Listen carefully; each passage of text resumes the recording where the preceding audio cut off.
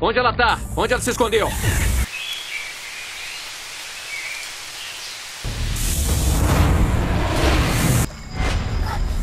Cinegrafista, tira essa coisa do meu pescoço!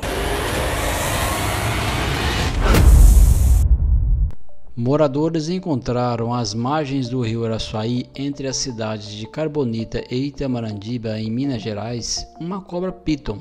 Ela é natural da Ásia e no Brasil, após atingir a idade adulta, não tem predadores naturais e se torna uma grave ameaça à fauna de qualquer bioma mundial, fora do seu habitat natural.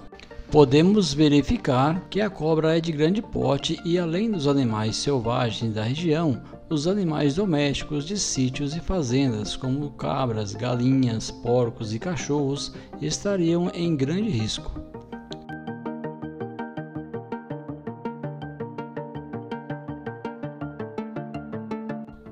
Para termos a noção do tamanho do perigo, pitons foram soltas na natureza nos Estados Unidos e hoje pesquisas apontam que 90% dos animais selvagens foram extintos.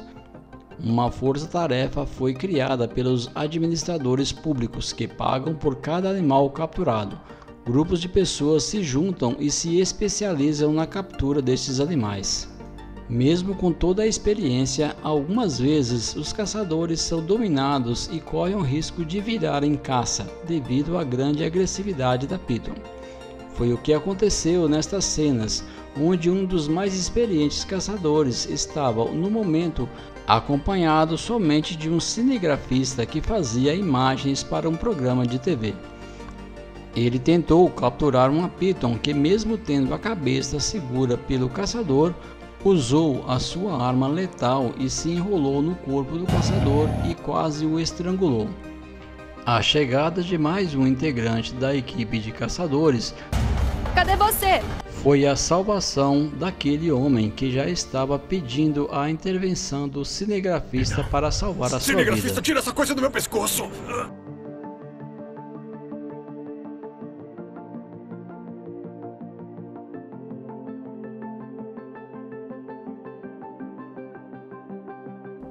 A partir deste episódio foi criada uma encenação em computação gráfica para alertar do perigo que a piton representa até para o ser humano. Ela persegue a presa usando receptores químicos na língua, farejando o ar. E tem sensores térmicos nas mandíbulas. Ataca por emboscada, com uma mordida rápida. Não é venenosa, mas é o primeiro passo para uma morte lenta e dolorosa. Depois que crava os dentes em você, tem toda a alavanca necessária para se enrolar.